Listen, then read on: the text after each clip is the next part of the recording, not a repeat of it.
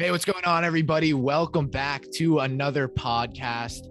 We've been on a bit of a hiatus. I feel like I've been saying that more and more recently, but unfortunately, school sucks a lot, and we've been very much our time's been consumed by that. But we're back with a podcast. We're going to be going over everything that's been happening in the offseason so far. We're going to be going over obviously the trades that have gone down, going over and then going over some combine, some draft stuff at the end, but definitely going over some free agency, the trades that have happened. We've had 3 quarterbacks, big news come out about quarterbacks. 2 of them have been traded.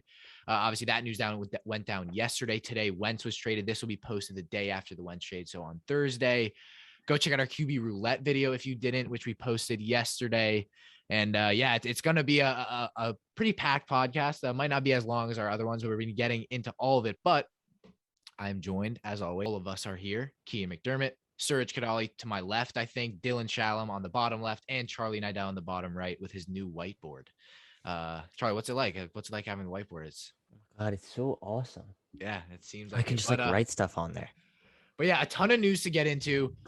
I'm just going to check up on you guys. How are you feeling? Haven't recorded in a little bit. A lot of news has gone down. I've had a lot of stress getting out of my classes and seeing that Russell Wilson has been traded and Carson Wentz has been traded. But we've done what we can to give you guys video. So we do apologize. But how are you guys feeling before we get into it? I mean, very excited. Feeling good. Ready to tackle this season's free agency and draft. I've been honing my craft, as one might say, and really just trying to bring you guys what I know. So yeah, probably the most hectic day I've ever been a NFL fan for. Yes. We've been NFL fans for a while, but the first time as like a real reporter, analyst person, I would say the most hectic day was the first day of free agency last season, followed by this. Yeah, you're right. At least for us, channel wise, we were posting every 10 minutes. But we're gonna get into it. So first, the first thing we're gonna get into, and that's what's on everyone's mind, and that's Russell Wilson has been traded to the Denver Broncos. So at first, I was definitely not confused, but we know that Russell Wilson had the no trade clause, so he could have rejected and stayed in Seattle. That still hasn't been reported if he's accepted the trade, although I know he did tweet out, thank you so much, Seattle. So I think it's a done deal. It is. But it is, yeah. Reaction-wise, breaking it down, we didn't get to do it, kind of initial reaction, or at least publish our initial reaction, record it. But, I mean, that was a ginormous trade. That's one of the bigger trades in NFL history. The amount that was sent to the Broncos, which we'll get into, was it enough? But before we kind of break it all down, what are your guys' thoughts on the trade? Was it surprising? And how are you guys feeling about it? Ooh, I think this has been, again, like you said, one of the most crazy trades in NFL history, considering you almost never see a top half quarterback really trade. It's so rare, but for a top 10 quarterback, someone who could arguably be top 5, that is just so unprecedented. And I think it really can have huge implications, not just for the Seahawks and the Broncos, but around the league, considering obviously you're dealing with for the teams in the division. Now the landscape is completely changed. The Broncos are all of a sudden contenders, which is just so crazy to say, while the Seahawks seem to be in complete rebuild mode after not only trading Russell Wilson, but also at the end of the night, they also cut Bobby Wagner, their all-pro linebacker. So it's been a tough day for Seahawks fans, but I think it's going to be a kind of a long, arduous rebuild for them in the future to come. Yeah. So just to fully break down the trade, obviously you guys know kind of what it entailed. We posted on Instagram, although I said they traded Russell Wilson, the defensive lineman, by accident. But so we know the trade went down. So obviously the Broncos received Russell Wilson. They received a 4th round selection, and in return, the Seahawks got quarterback Drew Lock, defensive lineman, Shelby Harris, Shelby Harris, and obviously tight end Noah Fant. And then they got 2 first-round picks, 2 second-rounders, and a 5th round selection. So it was a big haul. I honestly think, looking at the Aaron Rodgers, kind of Deshaun Watson, Russell Wilson, all guys who we know are those top caliber quarterbacks, it was kind of the starting price was 3 first-rounders. So if you're the Broncos right now, it's kind of like, I think, giving away 2 first-rounders is giving away 2 first-rounders. Obviously, it's a huge deal. But I think, you know how good Russell Wilson is. I think if you're a Broncos fan, as much as you want to say, wow, we lost a lot, at least you didn't give up the 3 first-rounders. I know it's very there's no point in saying that, but I think, considering the starting price for some of those guys with 3 first-rounders, I think the Broncos did well. I think as much as a win-win, like a lot of people think this is a win-win. And I think People are like, well, if the Broncos win a Super Bowl, this will be a win for them. And I think before that, because obviously that hasn't happened yet, just looking at the trade, I do think it is a win-win. The Broncos get a franchise. Like breaking it down simply to the trade, the Broncos get a franchise quarterback. Russell Wilson's fantastic. And then obviously the Seahawks already have young pieces. They get a ton of draft capital, which they lost. So now they have that and get some good players. So I think it's definitely a good a win-win, I guess. Although I did say the Broncos won the trade, but Charlie, how you feeling about the whole deal? So I'm curious before I get into it, just quickly. So Keen, you just said Broncos are the winners for you. I think the Broncos are the winners. Serge, what about you? Just super quick. Who do you think? Well, it's so tough because they're two teams in completely different directions. But I'd say at the moment, I mean, the Broncos didn't really lose too much of what they kind of their young core that they kind of have right now. I mean, other than Noah Fant, I feel like that's the only like bad loss I could say. But even then, he drops it, quite a bit. Not like amazing, but I think he's still a solid young. You'd rather have a guy like Noah Fant than have to go into the draft and take an Isaiah Likely or have Alberto also. Yeah. Try pronouncing so, his name. So Serge, you're thinking the Broncos as your favorite here. I still really like what they did. I think they didn't lose. I mean, obviously they lost a lot, but considering it's for a premium quarterback, I think it was worth it. My whole thing is the Broncos got Russell Wilson. Like they will win that trade no matter what. You get a top 5 quarterback. You know what I mean? Like we haven't seen a trade like that. Who do you think won this one? I'm tempted to give it to Denver because I agree with what you're saying. You get Russell Wilson, you get that top 5, top 10, in my opinion, top 10 quarterback, and you look like you're set. But realistically, there's just so many good teams in the AFC that they have to compete with. They have to be the very best one out of the Bills, the Patriots, even the Ravens, the Steelers, the Bengals, the Chargers, the Chiefs. Yeah, I was getting to them at last spot. But all those teams, they have to be the best one in order to win that trade. And I don't think they're quite there yet. I think they're still missing a couple pieces. I know quarterback was obviously the most glaring issue, but now you have to look in. You have to get a new tight end. You have to get a new defensive end because you're losing defensive tackle. I'd say. Yeah, he's a tackle and a defensive end though. They're losing guys. Well, they might be getting Von Miller. They might be getting Von Miller, but they haven't filled that hole. They need, even if it's Von Miller, that's getting a new defensive. You have to get another cornerback because you're losing Bryce Callahan. There's a lot of people that they're going to be losing, and now you're giving up a lot of your draft capital and some players for a Russell Wilson. And if they were in a spot where they were pretty much all set to win this year, the AFC wasn't as strong. I didn't even mention the Titans. They're the obvious winner.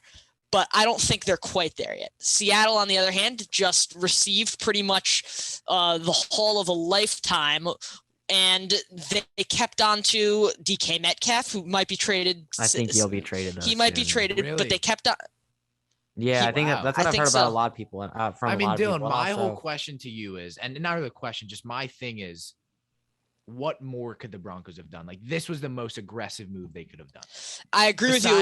It was for Aaron Rodgers, who even then, like I know obviously he's better than Russell Wilson, but like he's really, got 2 years compared to.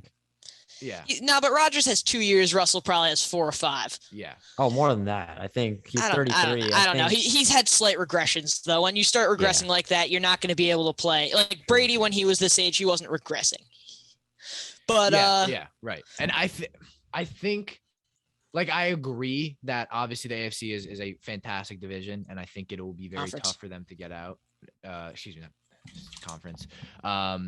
And obviously the division they're in, we know as well, is incredibly tough. Now with adding, I mean, the quarterbacks in that division is ridiculous. And I think, we're getting to see, having to play Herbert twice, having to play Mahomes twice, having as much as Derek Carr might not be seen as an elite quarterback, having to play him twice. Yeah, it's not easy. It's not easy. And I think, does Russell Wilson now, tip you over the edge? Yeah, probably. But the real question is, I think it's more outside of the regular season, like really what does it do in the playoffs, right? Because I think Russell Wilson's great, but really, I think he can only do so much. You know what I mean? Like, I think there's a difference between him and what Mahomes can then do in the playoffs. Yeah, and again, I could be wrong. We saw there are way too many good quarterbacks in the AFC for me to just go and say that Russell Wilson makes the Broncos contenders. Because, I mean, maybe he makes them contenders, he makes them favorites. But my point in saying that I think the Seahawks won this trade is they were an organization that was pinned down to the bottom of the food chain. And right now it looks like they're going to be right now because they've just lost Bobby Wagner. They're going to lose DK Metcalf. Lockett's being shopped out. They lost Russell Wilson, obviously. But now they have that foundation where they're going to be bringing in new pieces in the draft. They have a lot of cap space from the Russell Wilson trade and potentially from DK Metcalf's contract. They're not going to have to extend him. Lockett's had a big contract. Bobby Wagner had a big contract. They've got a lot of new money that they can be flashing around at younger players because this team wasn't going to challenge anymore. Russell Wilson or not, this team was not going to challenge anymore. They needed to start the rebuild. For me, the right move would have been to get rid of Pete Carroll. Yeah, I think that's the next thing they need to do.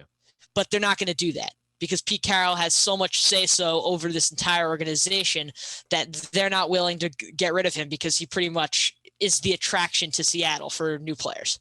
So I don't think that Seattle is going to have an easy road ahead of them. Obviously, their division is going to be incredibly difficult going up into the next couple of seasons. You're going to see the resurgence of Kyler Murray, I believe, the Rams running it back. You get Trey Lance coming in for San Francisco, who could be an absolute monster next season. They're not going to have an easy time. But I think in terms of being ready to compete, Seattle made the right move going forward because they wouldn't have been able to do it with Russell Wilson. I really think Wilson left. And I think this has been a very big trend. And again, I think with a lot of you look at Seattle sports, you know, obviously you guys know about this. Paul Allen was their owner. They were great contenders, loved football, someone who, you know, put a ton to the game, knew a lot about football. He passes away.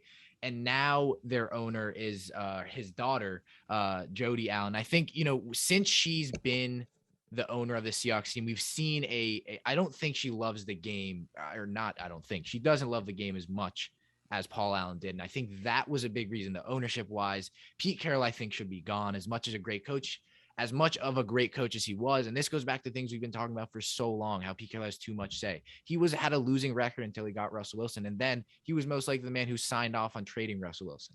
So I think, you know, it goes deeper than players. I think this is kind of a not corrupt organization, but I think Pete Carroll needs to go. I think they need a new owner. You know, they just don't seem right now like a franchise. They had it all. I mean, with Russell Wilson, Dylan, on paper, as much as you don't think it, they should be contenders. They 100% should be. I don't agree though, because with Russell Wilson, they had Russell Wilson, 1, DK Metcalf, 2, Tyler Lockett, I guess, is a piece that could win a championship with you. Bobby Wagner. Chris Carson, if he's healthy. Bobby Wagner. Chris Carson's never healthy anymore. Bobby Wagner is the only defensive player that's really capable of doing anything in the NFC Dylan, right now. Look at the Bengals this year.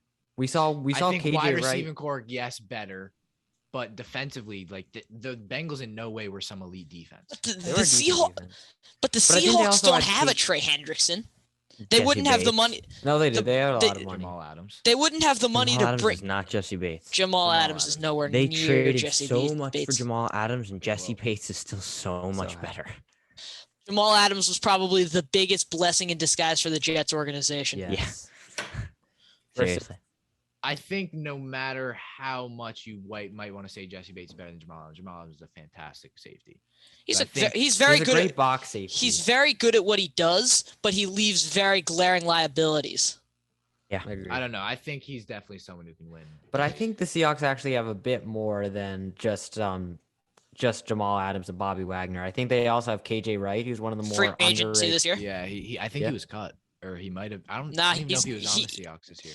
He's going in. He's going into free agency. Jordan Brooks led the league in tackles this season. That's another piece that we're looking at. Exactly. That's who the guy is. But when you look at the defensive line, that was probably the worst defensive line in football last season, other than maybe Houston. But Houston doesn't really count because they just are terrible. Yeah. I don't know. I think it goes deeper than players. I think the Seahawks organization needs a lot of touching up. And I agree. I'm just saying that with or without Russell Wilson, this team wasn't getting anywhere near the playoffs this season, in my opinion. I agree. I don't know about it. Okay. But this is not exactly what I meant when quickly who is your winner of this trade. Yeah. But so you all said the Broncos, correct me if I'm wrong. I said Seahawks. You said Seahawks in the end? Okay, I couldn't really tell. I also have the Seahawks, and I think that's because again, Dylan, I think with Russell Wilson, the Broncos still aren't Super Bowl caliber team. I agree. I just don't think they are. And the fact that they're giving up so much for him, I think potentially the most valuable asset they gave up is Noah Fant. I really like Noah having Fant. a valuable pass catching tight end in this day's NFL is so important. He is a very solid tight end. Here's the thing. So Noah Fant, his entire career has been thrown to by Drew Lock and Teddy Bridgewater. Half a season to Trevor Siemian. And Trevor Siemian. So he has not been given a chance to prove what he can actually do. Hey, don't hate on Teddy Bridgewater. Now going to see, I will hate on Teddy Bridgewater. No, I think that's fair. I don't think he's Teddy a great Bridgewater's quarterback. not I don't bad. think he's a terrible quarterback. It's not bad, but also not a quarterback. It's definitely not a quarterback you you want as a young up and coming. As a 20th overall pick, you don't want to be going with Teddy Bridgewater. That's right. But I think Noah Fant, obviously he's going to be followed to Seattle by Drew Lock, and which is very unfortunate for him. I don't know who his starting quarterback will be coming out week 1. It might be Drew Lock. It might be a quarterback that they go and draft. I hope for his sake it's not Drew Lock. I hope for the Seahawks' sake it's not Drew Lock. But I think Noah Fant's very valuable, especially with these draft picks are super valuable. You could get a Micah Parsons here. You could get a Jamar Chase. You could get an absolute monster with that number 9 overall selection. Or you could end up with like Sam Darnold or Daniel Jones or just someone who you have really high hopes for, and then that number 9 pick, it does not work out. We've seen it happen enough times. Jury's still out on Daniel Jones, but yeah. But that's besides the point. So far, he has not been good. But Sam Darnold or Mitch Trubisky, like it just, you never know. The direction Seattle is going, I think they're going to pick a quarterback. It'll be a quarterback. I think they will. I think they're going to pick Malik Willis, but we'll get to that later. Yeah, I think, but for me, the Seahawks are the winner of this trade because the Broncos. I don't think the Broncos are actually benefiting from this trade. Obviously, they're benefiting because their record is improving by at least 6 games. Like that's it. They are benefiting, but they're not, in my mind, benefiting in the sense that they're going from a team that that isn't going to win a Super Bowl without Wilson to a team that isn't going to win a Super Bowl with Wilson. But here's the thing. I still think if they get Wilson, they definitely have a chance. Don't get me wrong. They probably picked Wilson's probably picked the hardest path. He has to go through Mahomes, Herbert, and a very underrated quarterback in Derek Carr. Twice a year, exactly. But that being said, I think the Broncos actually have a lot of talent, even with the guys that they gave up, Shelby Harris and Noah Fant. And did they give up anyone else? I can't. Drew Lock. They gave up Drew Lock, but like, come on, let's be honest. But I think really with the Broncos, they've still retained a lot of talent on their team. I think they're definitely going to, as long as they make a few as long as they obviously fill that defensive tackle position that Shelby Harris left, the Broncos should definitely be a top 10 defense next season. They were top. The fact that they didn't lose Judy, they didn't lose Surtain, they didn't lose Javonte Williams. Yeah. I think they need another cornerback, but they've got the money in free agency to invest in another cornerback because there are a lot of good cornerbacks available. And now Denver just became one of the more attractive free agent destinations, given that they did get Russell Wilson. Their offense is very, very good. I think obviously you have a couple guys who I feel like are primed to break out with Cortland Sutton and Jerry Jeudy, they both finally have a competent quarterback playing for them. And then you have some other decent weapons like Tim Patrick, KJ Hamler, I know is coming off a torn ACL, but like with the technology nowadays, I think he'll be fine. I think they've got a lot of weapons. Don't forget Javonte Williams, one of the best rookie running backs in this class, arguably was the best rookie running back this season. And they've got an offensive line that isn't great necessarily, but they've got some pieces. And if they can stay healthy, I think they aren't that far away from becoming at least an average, who knows, maybe even above average offense. And I think I think they will go into the next season being the most balanced team in the AFC West, because unlike the Chiefs and unlike the Chargers, they have a good defense. The Chargers, I thought they would have a good defense, but they just haven't. They've been way too. I would say they were way too inconsistent. And I think they were like a bottom 3 scoring defense. They had the worst run defense, I think the bottom 5 run defense in the league at the end of the season. I mean, as much as this division is very tough, I think the Raiders are not very scary. Yes, Derek Carr. I don't think the Raiders are going to be the Raiders. We always think though. The problem is though, we always think the Raiders like, oh yeah, they're going to falter to the Chiefs. Here's the difference though. This year it's Josh McDaniels, and I don't think he's going to be a good coach at all. That is true. Actually, that is true. Yeah, but also like, let's think about this. The Chiefs have gotten worse every year since they won the Super Bowl. All right. Yeah, I can get behind that. The I can year get after behind they that. won a Super Bowl, they went 15-2. Yeah, but So, they got whooped by 14-2, sorry. they got whooped by the Bucks, and they didn't look as convincing in the playoffs as they did in the. True, but then again, that was also because much of their squeaked offensive by line the was Bills. injured. The Bills are looking better. No, and they better. crushed the Bills last. Oh yeah, this year they squeaked by the Bills. I agree. And the Chargers, to me, I'm a big fan of the. I'm not in on the Chargers right now. I'm gonna not be in on the honest. Chargers either. I really. Okay, I mean, like realistically, what will they do that will somehow push them over the edge from last year? Like Because they just re-signed Mike Williams for $20 million a year. which is ridiculous. That's just That a is- Kenny No, Galladay but move. That's too Herbert is much. ever improving, and that's all you really need. So Yeah, right. Yeah. No, push them and over the right. edge. It'll push them. It's all you probably need over on the edge into the offense. Herbert playoffs. can't play defensive tackle. I No, think but that's it'll where they're push them going over to the edge, invest. and it'll potentially You've put them got in the this is a playoffs. great defensive tackle class. I think you can get guys like Jordan Davis, Devontae Wyatt, Perron Winfrey. You think But- they go there at 13? 17. 17, sorry. They were I think- 13 last year. No, but I think they could go Perron Winfrey in the second round. Do you think he falls that far? I think he's my DT1, by the way. Then, according to you, no. According to there's me, nothing like- potentially. I don't know exactly if he'll fall. It'll depend. Yeah. I don't know. But I think, but to be honest, for me, the Broncos situation right now, I don't really care about the Chiefs, and I don't care about the Chargers, and I don't care about the Raiders. I know that the teams in the division, they'll play them the most. But the Broncos, after trading for Russell Wilson, should make the playoffs. Oh yeah, definitely. Right? That is a must-have. yeah. Doesn't matter. Their division could be the Chiefs, Bucks, and Bills, and the Bucks could still have Tom Brady, and the Broncos should be a playoff team. Because all three of those Yeah. teams, all four of those teams can make the playoffs. The Broncos should be a playoff team. Now the question is, are the Broncos actually good enough to go into the playoffs as most likely not the team with the bye, because they'll probably be behind the Chiefs in the regular season. Without the bye, they'll have to play in the wild card round. That means they'll probably have to play They will have to play. potentially either the Bills or the Patriots, or the Bengals or the Ravens, or the Titans or the Colts in the first round. Not the Because Colts. those are six. But Jonathan Taylor's always making it. We'll see what the Colts do, but that's We'll see about the Colts, but they could No also have way to play the Jonathan Chargers Taylor's- or the Raiders. I So think they will have to play a good team in the wild card round. yeah, that's what For- scares me for- also. For this sake, let's say it's the Chiefs. We say the Bills. Let's say the standings are the Bills, Chiefs, Bengals, and then Broncos. Obviously, the Broncos That wouldn't be the can't 4 in happen. that case. The Broncos would can't be the happen. 5. That- So yes, I said obviously the Broncos wouldn't be the 4 in this Okay. case. They'd be the 5. But then the Titans would be the division winners at 4, and say the Broncos are the best wild card team. That means they have to go play the Titans, and then they have to play the Bengals, and then they have to play the Bills. Realistically, do I think they can do that? No. No, I agree. I agree with But you. there. I think it's. And But I then think it's they have not the. I worth think it they for the Broncos. based on pure talent, they have the ability to beat those three teams. But if They're they have to losing go too on many the guys. I road, don't think they do. They're losing too many guys. They don't have linebackers anymore either. They're losing Alexander Johnson. They're losing Josie Jewell. They have to fill so many spots on the defense, and they're not going to be able to have Vic Fangio, who's the defensive but who's to genius. say they of- won't re-sign? They won't re-sign Jewel, or because I heard a while ago that they were going to try and re-sign Jewel. I think Johnson is. They This might- is all just speculation. And I don't think wait, like, they're, I mean, they're carrying on to Russell Wilson's contract now. It's not something that they're going to be able to just go ahead and say, okay, we'll re-sign this middle of the pack linebacker who is pretty important.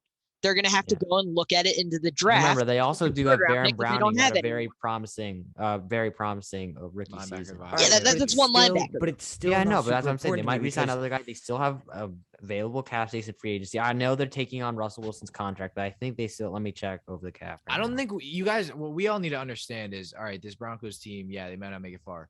The Cincinnati Bengals just made it to the Super Bowl. So before we go, I don't think they can beat them. Like the NFL is. And It's a league again, of parity. That might go against what I'm saying because the Broncos obviously are not what the Cincinnati because they have high expectations going into this season. But I think there will be a lot of people who will be saying, I don't think the Broncos will be very good. Yeah, the Broncos already have the 10th But we most cap can't space count in the for league. that. Here's We another can't- thing. we Here's can't another say, thing. oh, knowing that the NFL is crazy, I'm actually going to pick the Broncos in the Super Bowl. We have Here's to predict. here's Oh no, another I wouldn't thing. pick And them to something go to the very Super Bowl, but interesting. They definitely have a Now, chance. Dylan, hang on, give me 1 second. Serge, so you say that this Broncos team seems very talented, yes? On paper, 100%. And I agree. The Broncos, they have some very talented players, but do they match up at all against the Bills? Yes. I think so. I don't I think don't think they come I mean, close to the Bills. let's be What? honest. No better team, running back, better No- offensive line, okay, no. better receiver depth, not a better line. defense. Yes, better they do. receiver depth. Yes. No. This Bills team, their number 4 receiver had 4 touchdowns. Yeah, I love how people have this narrative. It was a one game. Gabriel Davis did nothing the entire season. Gabriel Davis. He heated up towards the end of the year. Obviously, he's not. He did. Yeah, he obviously, did. He is getting the a big Bills buzz. receiving room is better than the Broncos. It's absolutely. not even close. Like, That's I think it's not even close. close. I think it's Sutton, close. Judy, KJ Hamler, Stephon Diggs. Diggs. Stephon Diggs Tim is Patrick, way don't better forget than Tim Patrick. Stephon Diggs is way better than Judy and. But he talked about depth and not like the number one guys. I 100% agree. I think Diggs is the definite The Bills have number one. 5 options that are all good options. But they're not good options. They are good Who? options. Let's see. Stephon Diggs, Cole Beasley, Cole Beasley. Emmanuel Sanders, Cole Beasley might be on his Dawson way Knox, out. Gabriel Davis. Cole Beasley, Gabriel I think he Davis. requested a trade. I think he's on his way out. That's this season, because if we're looking into the next season, I don't think that the Broncos have a good enough defense. If we're only looking at the guys that are free agents, they're not going to have a good enough defense given their current roster and the guys that are going to be. But you're leaving. saying that like they're not going to invest in free agency to kind of fix obviously, those guys. but you're acting like the Bills aren't going to re-sign an Emmanuel Sanders or re-sign a receiver. I never said that. Emmanuel Sanders. Why are the Bills even in this conversation? I don't know. Because we talked about whether or not you said. I think who thinking- said Charlie? You said Who's a more talented team, the Broncos with Wilson or the Bills? I said the Bills. And it just feels obvious to me that Yeah, it's the but Bills. it's not. But it's not. I'd say clear right and now it's the obvious like you Bills. make it out. But I don't also think it's obvious. I also think Josh Allen's a far superior quarterback to Russell Wilson. That's another very important I agree. piece. Well, I don't know. yes. Far superior. I don't Right know. now, Russell Wilson hasn't had a Although, good second to be half of the fair, season his in about playoff- 5 years. No. Yeah, Dylan, I don't think you understand. First of all, that's not true. Second of all, last year it's because they ran the ball 10 times more than they did. Yeah, in that the wasn't Be good. that as it And the may, first half of the season, he was having an MVP season. So if they Be that could- as it may, the basically got him Seahawks to go haven't won. forward by switching to be a running. Dylan, and team. saying that happened for 5 years is It's been 3. It's wildly been 3. untrue. It's been 3. It's not been 3. It's been 3. It- Look, It's look been at, 1, really. no, It's at the 2000. very least been 2. No, I think last year 3. again, it's because Pete Carroll's not a very good head coach, and he switched the game. To Be run. that as it may, he didn't have a successful end of the season. Yes, either way, he didn't have as good of a It's second 'cause he half of the wasn't put in season. that So position. No, I even think if Josh. it's, I even think if the. it's not his fault, I think didn't okay. have a good I'm second going to half of clarify the something. season. Overall, I think the Bills are a better team than the Denver Broncos. That being said, I think they actually I think they matched up in terms of other teams in the AFC. They matched up pretty well because I know you can say, "Oh, what team can really stop the Bills?" But I think they've got their defense has one of the best chances of stopping Buffalo because they've got I know they do not have many cornerbacks under contract. I know they have Surtain and then Callahan's out of contract. They have Surtain and Justin Simmons. Their defense ends there. No, it doesn't. What about Bradley Chubb? Bradley Chubb's been hurt. his whole Bradley career. Chubb's been, yeah, but Okay, yes, I can expect him more to of make a a comeback though. That's a fair point. I can No, expect he's a him good to come. player, but he's been hurt a lot. I'm gonna OJ take Moody a has look. been great when he's been on the field. OJ Moody is a free agent this season. He's not. He was drafted last year. No, he Or wasn't. 2 years ago. Sorry. Yes, 2 he years was. ago. He was 3 drafted years 2 ago. years. Oh, No, it was 2 wait, years ago. let me look. I might be thinking I of something think else. no. Let's see. Yeah, but I All think right. Ojemudia is still. Yeah, Ojemudia is still under contract. Yeah. So they'll still have Ojemudia. They'll still have Ronald Darby, who's a very good, very capable second cornerback. Mhm. And then obviously, Kyle I think Fuller. the main guys Kyle are losing. Fuller's The still main under guys that are contract. losing on defense, I'll name them: Kareem Jackson, Kyle Fuller, Bryce Callahan, Josie Jewell, and Alexander Johnson. Now that That's isn't a good. lot. That is a And lot. they lost Yeah, Shelby Harris. With And they also- lost Shelby Harris. But that being said, again, they've got the cap space right now to invest to kind of make up for those losses. And I think And they make up will- for all and 5.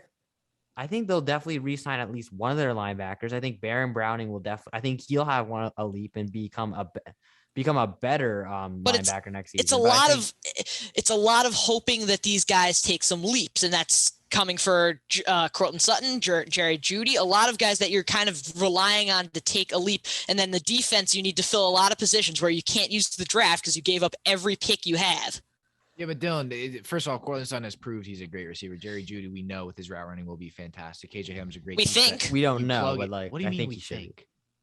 We think. I expect him to make a big jump, but you don't know it. I'm not saying a big jump. Cortland Sutton is an established receiver. Yes, I agree with that. I agree Jerry that Jeudy, we know the route running is there. We know Jerry. We've seen him be elite. I agree with that. We've seen flashes of him being elite. Can he do it for a sustained period? We don't know. It's a lot I of don't know. I would bet on him going from Drew Lock to Russell Wilson. He will improve. That's just my take on things.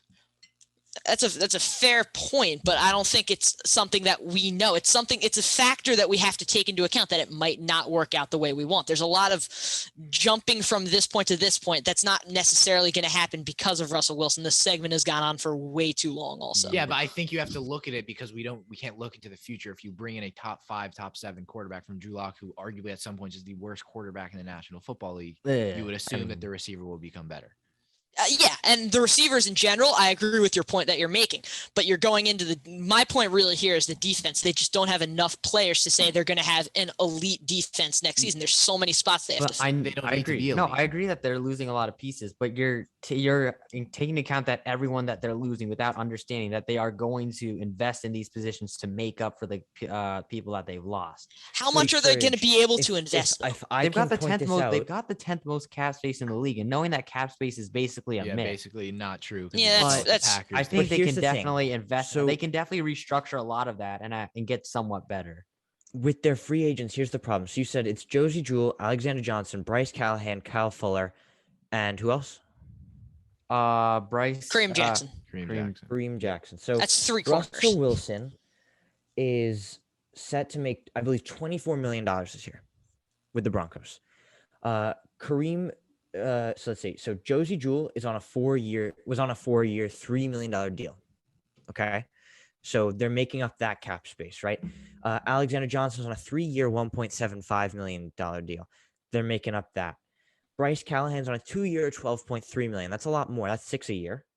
Now Kyle Fuller signed a 1-year, $9.5 million. So we're up to around 15, 17. Shelby Harris. You're not going to be able to re-sign him, so it doesn't matter. Yeah. Shelby Harris doesn't matter. And then Kareem Jackson is making 11 a year.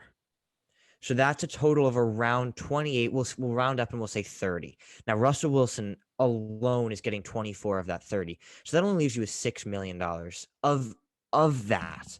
Obviously they have other money. I'm not going to say that that's the only money they've got, but they will not be able to re-sign as many people as they're losing. Straight up, not even close. And then they can't replace those guys in the draft, whatever it is, and they can't replace them in the draft because they don't have a first-round selection or a second-round selection. So the holes that they already need to fill in rounds 3 through 7 now can't be filled in free agency. They can't be filled in the draft in the first 2 rounds. And simply put, they just won't be able to re-sign close to as many players as they're losing. And it's not a defense that Vic Fangio can bend and work his way anymore. It's a Nathaniel Hackett run team, which is a very, very new look for players that have been playing under one of the best defensive coaches in the league. But I feel like you guys aren't like teams lose players. That's how it works. No, of course. Teams lose players, but they usually have the resources to replace them. They probably will lose more than what they gain on defense. But I think, first of all, for trading for Russell Wilson, that still makes the team. Trading for Russell Wilson still makes the team significantly better. I agree. The team's going to be better. And B, even if they do lose some of those players, even if they don't get the equivalent amount back that they lost, they're not going to lose all of those players without re-signing any of them. So it's not like they're going to go into the season with no linebackers. But I think traveling back to your previous point, to your original point, Suraj, was that the Broncos are going to be one of the best suited defense to stop a Justin Herbert or a Patrick Mahomes. I just don't think that's true at all. I still think they will, because I think they don't have a defensive minded coach, and they don't have the same players anymore. Okay, they don't have a defensive-minded coach. They still were a top 3 defense in the league last season. And even if they do regress because they lost some players, they won't lose all of them, and they'll sign new players also. But even if all of that happens, they should be a top 10 defense next season. They also are holding on Patrick Surtain. They'll still have Patrick Surtain. Still have Justin Simmons. They'll still have Bradley Chubb, hopefully, as long as he doesn't get hurt. Plus, you're not naming underrated guys like Draymond Jones, Mike Purcell. Those guys are capable of playing in an NFL defense. They're not guys that are going to be able to stop Patrick Mahomes. They were decent contributors to a top 5 defense in the league this season. They're not we're losing speculating those guys. over And some also, third string linebacker. They still have Mahomes. We're gonna move on. Yeah, I think we gotta. But another trade, which I don't think we need to touch on too much, and I think there will be a consensus answer on what we think about Carson Wentz being traded to Washington, which happened. What was around like 30 today, too. Yeah, it was wild. Today. Yeah. Definitely, again, I feel like we haven't seen the obvious moves that a lot of people are predicting happening. I know we thought Wentz would be moved on, and definitely it's one. Like the Russell Wilson one to me was like, what the hell? Like I was like, oh my God. But the Wentz one, I was like, oh yeah, it makes sense. Not a huge fan of Wentz. Goes to Washington. I think this is a lateral movement for Washington. I don't think they take any steps forward. To me, this makes no sense. I think, honestly, if you look at the difference between Heineke and Wentz is better. I'll give you that. Yeah. How much better is he? No, I think, honestly, this is a huge win for Indianapolis because I was looking at the run situation and thinking, oh, with this contract, he's not going to be able to be moved. I think it could have turned into a nightmare scenario where the Colts clearly wanted to move on from Wentz, but they can't get Wentz off their books. So they got to either draft a rookie for competition or just begrudgingly stick with Carson Wentz as their quarterback. But now that they got rid of him, it's kind of like a fresh start was needed, given that how the team openly knew that it was his fault that they weren't in the playoffs. And he clearly was holding them back from being a good team because Indianapolis are one of the better teams in the AFC, in my opinion. Just on paper, they have the most Pro Bowlers. I know it's not that big of a deal, but I mean, it still counts for something, obviously, if they're Pro Bowlers for a reason. And I think with Washington, I think it's an interesting move because I don't understand really the purpose in taking on a contract as big as Carson Wentz when you have Heineke, who isn't good. I understand wanting to move on from Heineke, but I feel like Carson Wentz isn't, like you said, it's just like a lateral movement. It's not a step up. So but it's the Commanders then again. So I feel like it's just a move that they would make. It's a very dysfunctional move, and I just don't think it really makes much sense. I would say I agree with you. I don't think Wentz is that much better than Heineke. I'd say he's a little bit better. He gives a little bit more poise to that offense, and I think he does help McLaurin out a little bit. But my answer to this question is who wins this trade? The answer is Indianapolis, because the end of this trade, you see that Washington gave Indianapolis a second-round pick. It was a pick swap. I thought it was two. Or no, sorry. Two-thirds. Indianapolis gave Washington a second-round pick. So I flipped it up. It was 2/3 and for Carson Wentz and a second. That was the official trade. What? Yes. No, yes. It was 2/3 and a pick swap. So basically Washington I need to see this Indianapolis were in the second round, and Indianapolis move up to where Washington were in the second round. So Washington got Wentz in a second. Okay, the Colts will receive the Commanders' third-round picks in 2022 and 2023. The 2023 third-round rounder can be a second-rounder if Wentz plays 70% of Washington snaps. The teams also swapped second-round picks in 2022, with the Colts moving up from 47 overall to 42. Yeah. That's a huge win for Indianapolis. Sorry, you said that too fast. Break that down simply. Okay, so the Colts basically got the Commanders' next two third-round picks. Right. And they swapped second-round picks this year, I think. Yes, second-round picks this year. So basically it was... And Washington only got Wentz. Yeah, Washington only got Wentz. Right. And they swapped second-round picks. So they got... where they actually went backwards in the draft. Indianapolis did. So basically you could say that it was basically Wentz for 2/3, which is a huge win for Indianapolis. I think Indianapolis, the win is more that contract, what you said, Serge. Indianapolis, though, here's my issue with Indianapolis, and it has nothing to do with this trade specifically. It's that they're moving on to their seventh quarterback in 7 years now. Okay, well, let's talk about Carson Wentz. Serge, I honestly think I don't think you're Washington and you're getting out of the 2022 NFL draft without drafting a guy. I still think they need to draft a quarterback. I still think they need someone to compete with Wentz. I don't know why they would take Wentz's salary. Not, but I do think they need to get out of the draft with a quarterback. Now, does this change it where maybe they go get a guy in that second round? I'm not sure if they go get a guy in that second round. They don't get a high class guy like a Corral, a Pickett, or a Willis.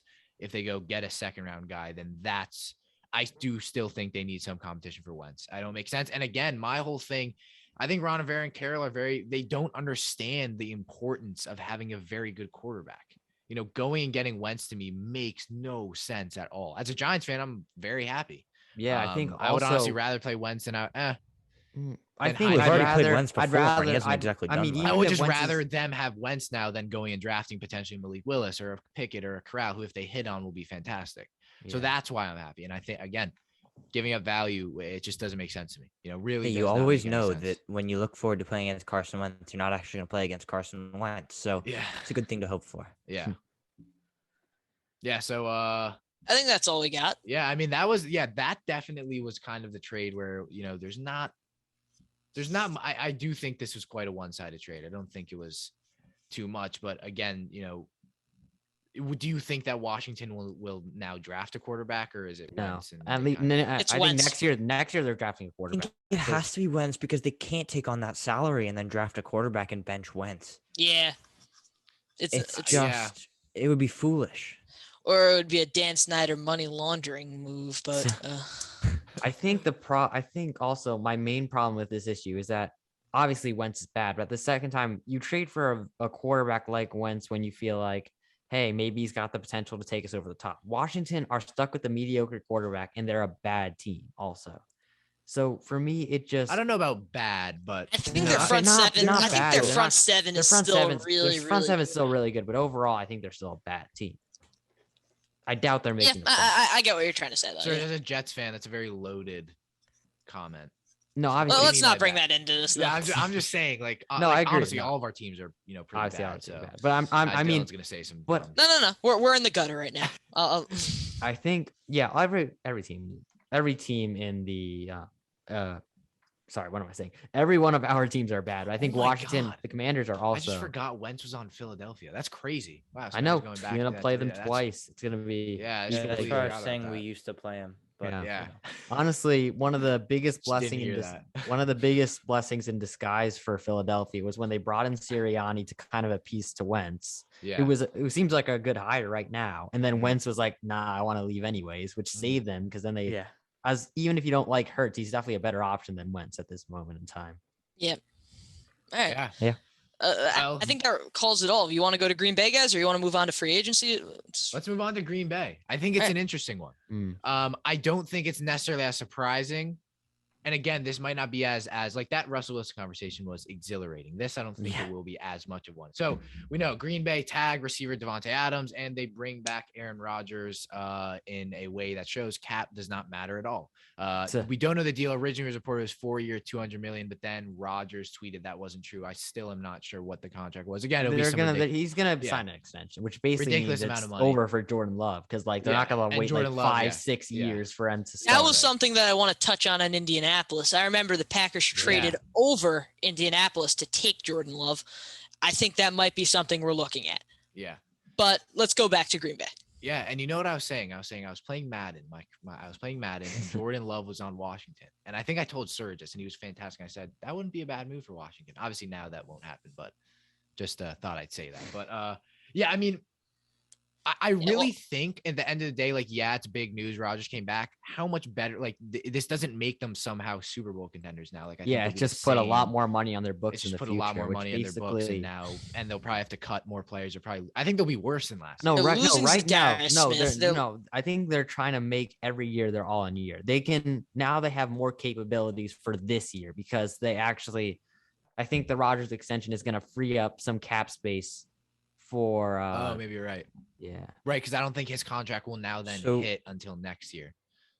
What the Packers are doing here, at least from my understanding, is they're saying the last few years we've had Rodgers and Prime Adams, and they haven't won yet. And they're thinking, okay, you know what? It's our last year, pretty much, where Rodgers may still play at his MVP level. So we have to go all in at this point. They're tagging Davante Adams, re-signing Rodgers massively. They'll do everything that they can this year to just try and win the Super Bowl because it's their last chance. Let's face it, Rodgers can't play at MVP level for that much longer, can he? No. It's the third year we've said that. I don't think so. I don't think so. I mean, but then again, we've seen Brady do it. There's only so much longer Rodgers can play at MVP and level. I agree, but I'm saying we said this. And at this point, they only have Adams for one more year because he won't re-sign next year. Why would he? Right? It's to me, it's so interesting. Like, I don't know what to say because they won't be better, but like, what are you going to do? Like, not re-sign Davante Adams, the best receiver in the league? You know what I mean? Like, if you have the chance to, like, you have the capabilities to do it. Yeah. Like, why? And Rodgers, like, why wouldn't you keep him around? Like, he's fantastic, you know. Because it costs a lot. Yeah, it costs way too much. Right. I mean, he was the MVP. You're paying him like a top 5 receiver when he's the best receiver. I think it's still a win. Yeah. So I think at the end of the day, like it's you know what I mean? Like that's why it's not very interesting. Like it's interesting, but it's not very like it's quite, it's very see-through. Like it's very it's pretty simple. You see Rodgers, you see Adams, you tag Adams, you sign Rodgers. So I think we always knew it was going to be Rodgers and Adams were either going to come back together or not at all. And I think that's what happened. The question is, do they look in the draft for a receiver? The answer is no, because they've never done it. Yeah, I think I think it's a deep receiver class, so maybe, but I don't see what else they go. Aaron Rodgers. I think their team is pretty. Did you know that? Team is pretty solid all around. My problem with like right now with Green Bay is that every year I feel like for the past 2 years, like this is the last year. This is the last year. But now I feel like this actually has to be the last year because there's literally I don't see. There's no alternatives now. There's no way Devontae Adams re-signs if the Packers they don't win. If they don't win a Super Bowl because he's gonna clearly get more money elsewhere, and he wants to be paid like the number one receiver in the NFL. I think he said that multiple times. And at this point, obviously, the fact that I think Aaron Rodgers will be signed to an extension, I have to believe, but it was. No, because like he said, it was false. He was signed. We know, whatever. But I think the money isn't. They haven't signed him yet, but I think they are going to reach an agreement. They wouldn't report that unless they reach an agreement. Adam Schefter. I will. It say. wasn't Schefter. It was Rappaport. But no, Serge. They they're agreed. as close to reaching an agreement as they're gonna get. I just think they reach an agreement. They don't report unless they reach an agreement. It's Aaron Rodgers. You have to be 100% sure that it's real. No, the thing that Serge, they're gonna money be is the more. problem. Aaron Rodgers just said that. I don't think that whatever was reported about the money wasn't true.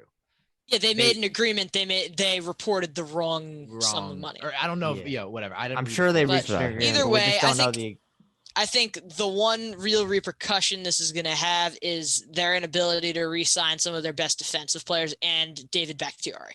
But I think it's worth being able to have. Bakhtiari's not a free agent. Yes, he is. No, he's not. Or he was going to be cut then. It was one of the two. If Bakhtiari was a free agent, I promise you we would know that. Him and Armstead, we would know that. I'm pretty sure Bakhtiari was on his way out, though.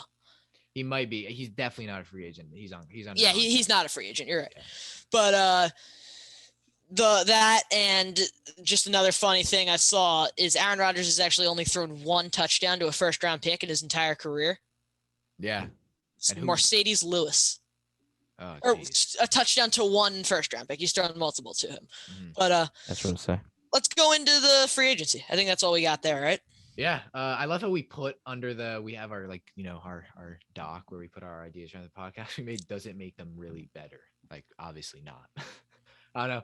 Signing the same players you had, it doesn't make you much better, but it makes it exciting. I guess if you're a Packers fan, you really were thinking you were going to have a Seahawks-like situation. I guess you're not. But right. We'll move on now, obviously. So that was a ton of trades. There was a ton of stuff. We know there's a little thing called free agency. It's been happening recently, or actually free agency hasn't opened yet, but franchise tag period has started to come to a close. We've seen people be tagged. We've seen people not be tagged, who we know now will be free agents, but we're going to get into the people who were tagged. So we had some big names we tagged. I'll just list them out. Orlando Brown was tagged. Dalton Schultz was tagged. Jesse Bates was tagged. Adams was tagged. Njoku was tagged. Gesicki was tagged. Godwin was tagged. And Cam Robinson was tagged. And there was obviously more. That's an interesting one, Cam Robinson. Yeah, there's for the second time now, Cam Robinson. That tag is the one I would like to break down. So so I'm going to ask all three. We'll each go through what is an interesting tag you saw.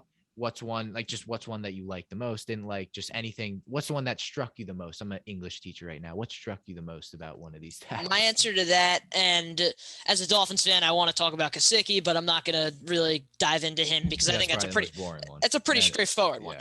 I'm going to talk about Cam Robinson as a team who has been slated to take an offensive tackle at number 1 overall for the past couple months. Mm-hmm. Now you're looking, he is a left tackle. So that is something that they can still take an Ike Ekwonu or Evan Neal and not really look back because that does solidify their line. That helps out Trevor Lawrence.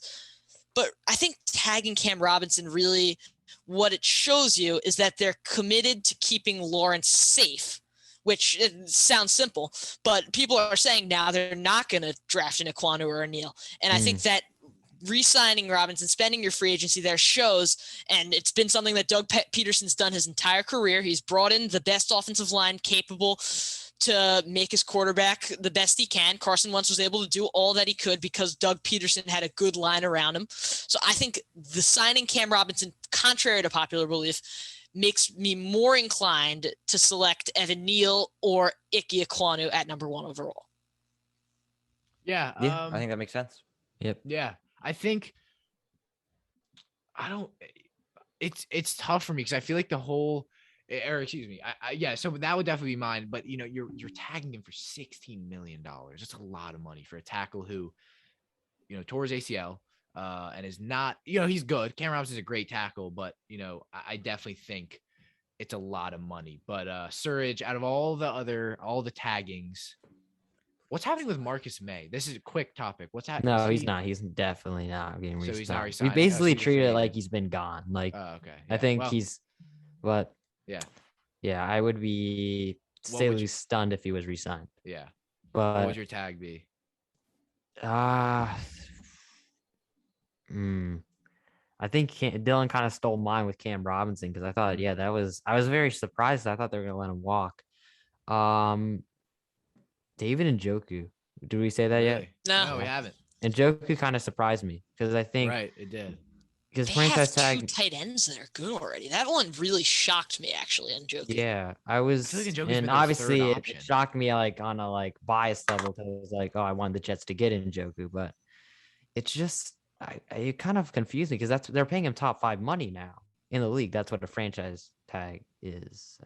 Yeah, that is. I just want to They're make paying sure. him top 5 money for a player who's not even top 5 on their team. Like, definitely not a top 5 tight end in the league. not even top 5 He's tight their end second on best the tight Browns. end. Yeah, that's Harrison Bryant was arguably better Like- this year. Oh, Austin Hooper. What am I? Yeah. Harrison Bryant and Austin Hooper. That Yeah. actually, that does confuse me. It But maybe does. they're gonna make him a bigger. They're gonna have a bigger role. I don't even think he wanted to stay in Cleveland if he isn't getting that money. That was actually that's one of the more weird ones. It's definitely a weird one. Yeah, Definitely a weird that's one. the one I was going to talk about because that just baffles me. It just Yeah. straight up baffles me. Mm. The All right, Browns Charlie, have I want to been go to struggling my recently. one because I don't think you're very important, so I want to go Uh-huh. before you. I'm joking. The Chiefs tagging Orlando Brown, to me, it made sense, but I don't think it's not they didn't want to. Like, they traded for him, but he was significantly worse than he was on the Ravens this year. That's true. I think we loved him because we were on that live stream and he was pancaking defensive linemen. Please, I did not mean to call you kids. Don't hurt me. I'm talking about when we were live for the Bengals Chiefs game and he was pancaking guys in that first quarter. And we were like, wow, like I just haven't seen him doing that. But tagging him for $60 million. Is Orlando Brown fantastic? Yes. Would he be a very sought after tackle if he hit free agency? Yeah. I don't know how to explain it, but I just think the Chiefs may have been not like forced to sign him, but it definitely wasn't one they were jumping at, if that makes sense. I don't think he was fantastic this year. Maybe I was wrong, but I don't think he was one of the best 5 tackles in the league. Right. That's Yeah. what I'm paying him for. That's why I was just like, a little bit confused, but that was a boring one. I think Bates was really important. I think that was huge. But I think everyone saw that. I think just getting him back was big, Oh yeah, of course. 100%. Just getting him back in that defense was big. But Charlie, I'll let you tell me what you think. So my surprising one. Okay, so you guys kind of took the good ones, but Yeah, I'm gonna say Chris Godwin. yeah, I was gonna say. And that's because when you look at the money Chris Godwin's getting paid, Chris Godwin's a fantastic player. I'm not going to take anything away from him. But Devontae Adams is getting paid $20.4 million. And now Chris Godwin's getting paid just $1 million less than Devontae Adams. And I think the gap between those two players is a lot more than $1 million. Yeah. I think Godwin's definitely a player the Bucs will need if they're going to want to put a rookie quarterback or Kyle Trask at the helm. But I don't know that it was worth their money. Mhm.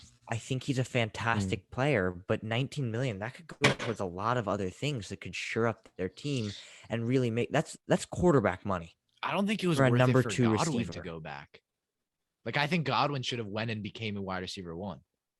Well, I think he was sort of gradually becoming the wide receiver 1 and Yeah. then he was hurt. Yeah. But he will go back into that team as the wide receiver 2 as of right now. I think it's 1A, 1B. Yeah. That is fair. But as of right now, who would I take to be on my team for a season? I would probably take Mike Evans. I could really go either way. I'd love to have either of Yeah. those players on my team. But if you told me that I could only have Godwin if it was 19 million I was paying for him, I would probably not want Godwin. Yeah, I think it's a lot of money. So I just think they could have gone into free agency a little bit wiser, and they could have even gotten a receiver for much less than that, who's maybe not as good as Godwin, but close. Yeah. All right. Well, now we move on to the game show. Here's how it's not the game show. We've been doing a lot of game shows recently, but we're going to be moving on to where will they go? On the spot name. But so we have 5 free agents who are not tagged. We're going to go over each one. I'm going to name them. We're going to all go over quickly, just kind of say a team we think that they will fit on. And we're going to go number 1, Teron Armstead. Surge, where do you think he'll land? I've been hearing a lot of interest from the Florida teams. So I think given the dire need for offensive line, I'm going to say Miami. I think so. Dylan, although I really hope Yeah. he lands in Cincy, so Joe Burrow gets like the help he Yeah. deserves. Dylan, where do you think he'll land? Funny to hear you say Joe Burrow gets the help he deserves when Tua deserves the help. Tua just doesn't as- deserve as much Tua help. doesn't He's deserve not as anything. good. Tua deserves to be cut. we're gonna fast forward I want to see. this I argument. want to see like Cincinnati like get better. Miami, they're not going to be. I don't want. Let's keep this argument in No, 2019. I honestly, But, I think Tua is a solid quarterback. Dylan, where do you think I he'll was land? being sarcastic. I think And he can really funnily succeed with enough, offensive line. as a big Miami Dolphins fan, I don't think they're going to be the ones that are going to sign Teron Armstead. I think the honors of that is going to land in the lap of the Cincinnati Bengals because they are just straight up willing to put up everything for this one guy. And I think that's what's going to happen. If they went and signed 2 free agents and they were Teron Armstead and 3rd string kicker, they would be happy. Yeah, Because Okay. Yeah, I think that would, especially after Charlie, tagging where Jesse will Bates Teron at this Armstead point. land? Because you guys both said Bengals, I think Bengals were. I said Dolphins. Okay, sorry. So because you guys both brought up Bengals, I think the Bengals are my number 2 option for this one. I think his landing spot will be Pittsburgh. I think Pittsburgh could really, really use his help. And their worst offensive lineman, I believe, was left tackle Dan Moore.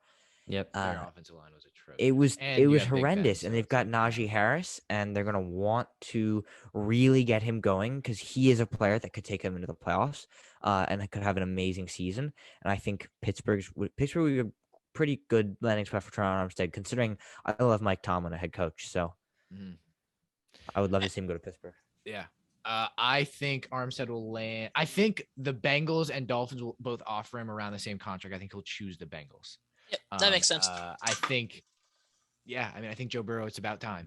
It's about time that he gets a tackle and a good one. I think, again, here's the thing. I believe Jonah Williams plays left tackle, and so does Armstead. So and Jonah Williams is your best offensive lineman. So Teron Armstead's been able to play in both sides in his career, though. Yeah, right. So, again, I don't think it'll be a problem, but that's always one to kind of keep an eye on so it doesn't turn into an Orlando Brown situation. But we'll move on to another one, an interesting one that definitely I think where Tyrann Mathieu I thought would re-sign with the Chiefs. Again, obviously didn't, and we'll kind of see him hit the free agency market, and it looks like he will leave. Charlie, we're reversing the cycle. We're going to you. Where do you think Tyrann Mathieu will sign? Okay. I think there are so many landing spots for Mathieu because he's such a highly desired player. I think if I had to pick one team, I want to say the Baltimore Ravens. Love it. Mm-hmm. I'm just going to say I think here, that would be a same really team. good spot. I think the Ravens will. I think the Ravens would be an incredible spot for Tyrann Mathieu to go. I think there could be multiple teams he could go to. I think he will definitely field offers from multiple teams. Probably the 49ers. That'd be I interesting. think potentially, the Texans could always offer him something. He could go back there. I don't see him going to the Texans. I think I will say that now. But I want to say the Baltimore Ravens is my number 1. All right. Dylan? I think Tyrann Mathieu ends up back in Arizona. Oh, I like that. I love that. I think him and Budda Baker make the best safety pairing in the league, although Budda Baker did just suffer a horrific injury. I don't know where he is with his recovery. But I think he loved Arizona, and moving to Kansas City to win a ring, it happened for him. But he loved Arizona, and I think he's going to make his way back there. That's where he made his name. That's where he's ready to come back. heading towards the end of his career, Arizona is a place that is still capable of contending for a playoff spot. It's somewhere that's capable of paying him. It's somewhere where he is a close connection to. I think it makes sense. They took a chance on him as well. Mm-hmm. Yeah. They took a chance. Surridge, where will Tyrann Mathieu end I'm up? going to do the boring one and agree with you guys. I think Ravens. Mm-hmm. I think the Ravens are a very good landing spot for Tyrann Mathieu. I think it kind of fits. I don't know why. I just feel like it fits what the Ravens are trying to do. They kind of want that alpha veteran presence on defense. They tried to get that in Earl Thomas, just didn't work out. I think the Ravens kind of just want to take this team to the next level where they can be serious contenders, which will be even harder with a team like the Bengals in that division now. And you've got the Browns who could possibly make a resurgence. But I think if you get Tyrann Mathieu, you're going to make this take this defense back to being top half again. And that offense, as long as Lamar figures it out, as long as they improve that offensive line, they should be a pretty good offense as well. So I think I've been hearing a lot of buzz about Mathieu to the Ravens. So I think that's kind of it's an obvious pick, but I think Baltimore. Yeah, I think Tyrann Mathieu will. I think he will end up on the Ravens. I think that's where he wants to go. At the end of the day, I think that's where he wants to go. I think as much as Arizona would be great, I don't think there's been any rumors of that. So yeah, just something I thought of. Yeah, but again, you never know. And he can still technically go back to the Chiefs. Yeah, but they're not going to do that. Yeah, if they wanted him back, they'd tag him. I honestly wouldn't be surprised if he did, if they were kind of just waiting out. We'll see, but like to a 1-2 year deal. But next free agent, Chandler Jones. Dylan, we're gonna go to you first because you're. This is a tough one. This is like the other two. I kind of knew where they were gonna go, but Dylan, where do you think Chandler Jones will end up in free agency? I think Chandler Jones is going to end up in free agency a New York Giant. They're a team who needs edge. They need some veteran presence. They have 2 top 10 picks in the league in the draft. So they're an attractive organization with a head coach who's not proven as a head coach, who's been in the league for a long time. That's New York, big market. And I think it's the type of challenge that he's willing to take on. I think it makes a lot of sense, and I think it's a more attractive outlook than the Jets. So those were really the 2 options I saw, and I chose the Giants. Surridge, where will he end up? I don't see him really going to a team, going to the Giants, given that maybe they do. I think they do have a positive outlook. I really like their coaching staff, but then again, I just don't really think they're going to be contending in the next 2 years. With Chandler Jones as a veteran, I think you'd rather go to a team that has a chance of contending, kind of like J.J. Watt did last year. This isn't a guy who's never won a Super Bowl, though. I'm talking. Sorry. Apologies. First the Jets comment, now this. Not forgiving you. Much, but I would say I'm thinking of this on the spot. I am going to say I'm thinking here. I think maybe the Chiefs. I think the Chiefs are definitely possible because I think they're gonna lose Melvin Ingram or Frank Clark. That's kind of like my first thought, but I don't know how much I gotta look again and kind of catch this. Broncos, maybe the Broncos if they don't get if they don't get Von Miller, but I think they will. So Charlie, where will Chandler Jones end up? All right, I want you to just imagine this situation. Okay. All right, you're Lamar Jackson, so you're the fastest quarterback in the NFL, right? Oh. And I'm picking him purely because of his speed. Okay. Mm-hmm. Now you drop back in the pocket and you turn, you look left, and all of a sudden you see Chandler Jones coming off the edge. So you're like, okay, I'm gonna run right. And then you run straight into TJ Watt. Imagine how disgustingly terrifying that would be. Wow, you're really into Steelers getting free agents. I'm not picking him to the Steelers. Oh, I think Steelers would be a great landing spot for Chandler Jones. I don't think he will go to the Steelers. Damn, why do you put that thought of it? And I'm actually going to say a team that we've talked about.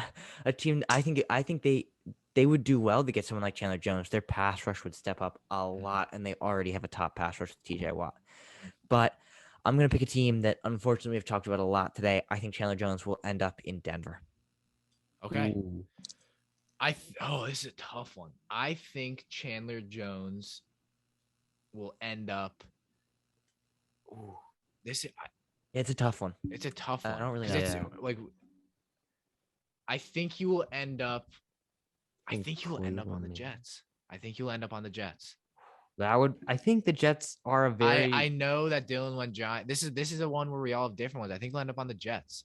I don't know why, and I think the chances of it are low, but I think he will end up on the Jets, or at least that's where I would like to see him. Yeah, I think he fits that system. The Jets, I agree, because I think the Jets really are kind of looking up. I think they have kind of the coaching staff in place. They've increased their weapons, and I think obviously they're gonna be inclined taking edge rusher, obviously, because we don't know what Carl Lawson's gonna be coming back. But I think that's a good landing spot. But I think, again, similar to the Giants, even though they have a good outlook, the Jets aren't going to be content. I mean, maybe they pull Bengals, but it's highly unlikely. Yeah, but I love the betting odds for the Super Bowl. Like Jets are like the third favorite. It's like no, that can't be right. It's they've been the third most bets have been placed for them, not the third favorite. It's ridiculous, but that actually is crazy. Yeah. But anyways, I would say with the Jets, I would say they would be a team that I would not think Chandler Jones would want to go to if he wants to contend immediately, which I assume he will. Yeah. All right. For number 4, do we all have Denver? No, I don't. I do. I think he'll go back to LA. Okay. Or excuse me. Well, who are we talking about? Guess the player. We're talking about Von Miller. Sir didn't even know.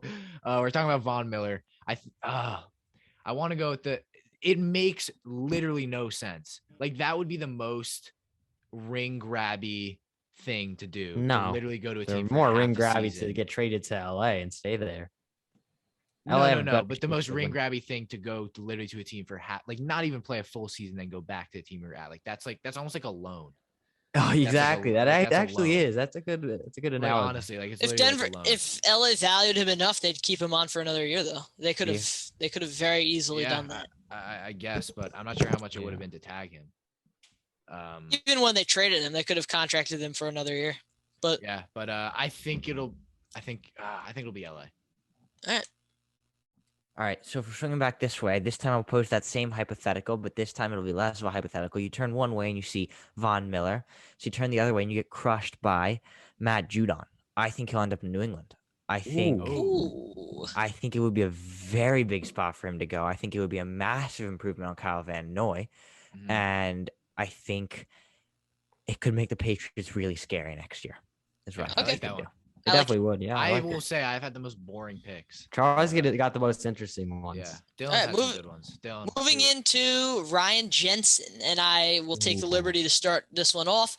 I'm bringing this center to the home of my Miami Dolphins. Okay. I'm bringing Ryan Jensen to Miami, and it is. I'll let Dylan have that. I will say, as much as Dylan is a Dolphins fan, and I hate him a lot for it. I don't hate him. I love Dylan, but as much as I disagree with him, Dylan very rarely gives benevolent players to the expensive. Dylan could have easily went to Ron Armstead, but he didn't. So I'll let you have it.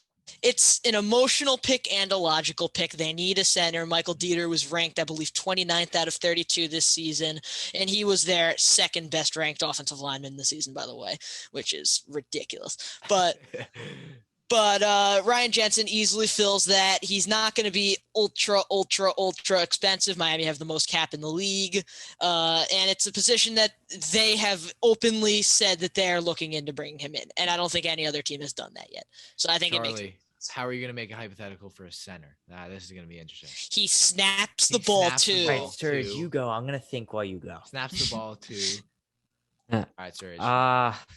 Jensen, I think he will be a Tennessee Titan, actually, because I think they're losing Ben Jones. Mm-hmm. I think they're losing Ben Jones, and I think they need to. I mean, I guess it's kind of like a free agent for a free agent, but I think, and people will say, why not keep Ben Jones? But I think Jensen is an upgrade over that. I think he kind of fits Tennessee's system pretty well. I think with the Titans, that are kind of they like a guy that's kind of like he's gonna.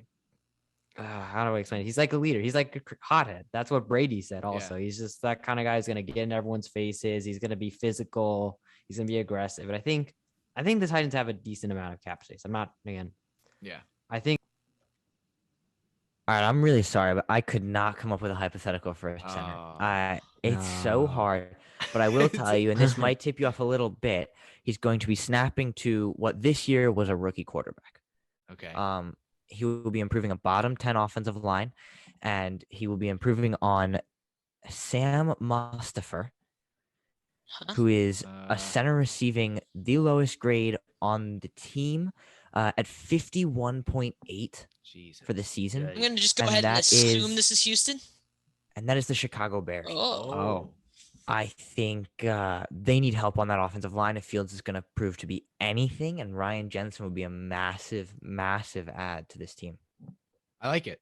Yep. Okay, Ryan Jensen. So he's under center, right? No, he's not under center. He's not quarterback. Excuse me. He's snapping the ball. Okay. And from left guard.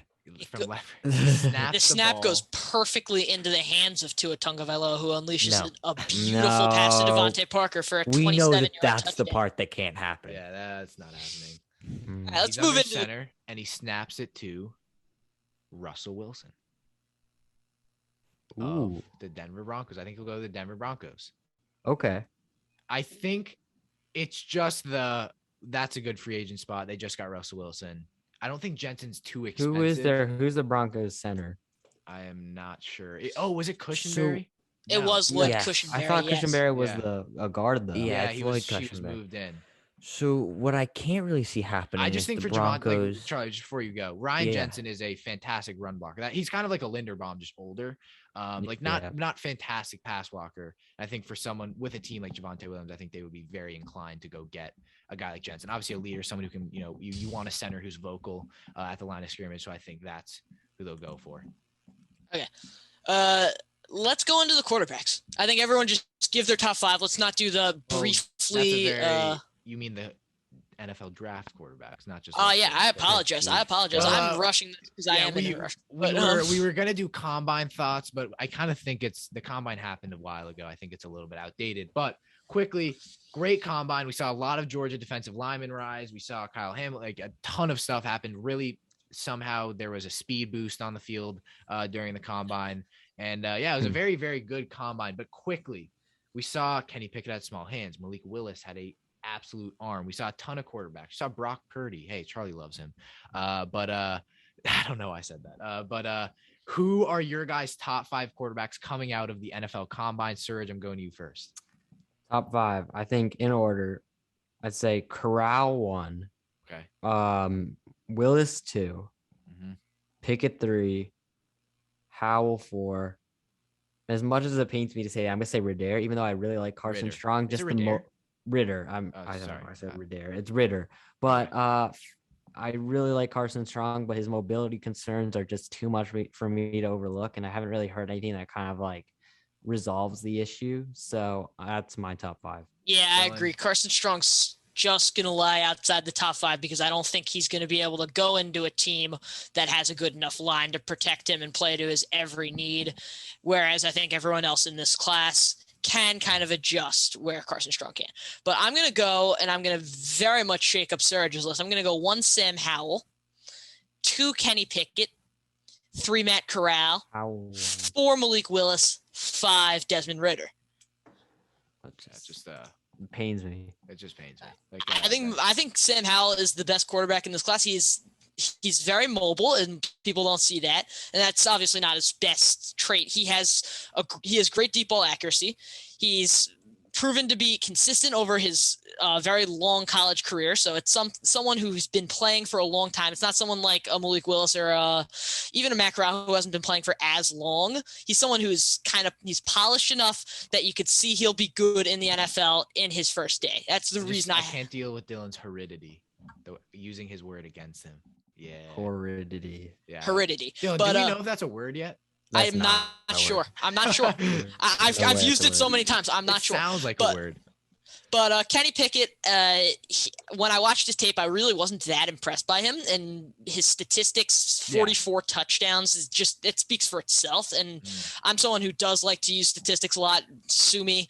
But that speaks for itself. That's the reason I have him over Corral. Willis, I have my concerns with just on him playing on Liberty. He never really played against a good team. He's likely going to go into a situation where they expect him to play well week 1, and it's just not going to work out as planned. That's the reason I have him at 4. Ritter's just the better alternative to Strong. Now we have the Daniel Jeremiah of our show, and that's Charlie, as you can see by the whiteboard behind him. Yeah.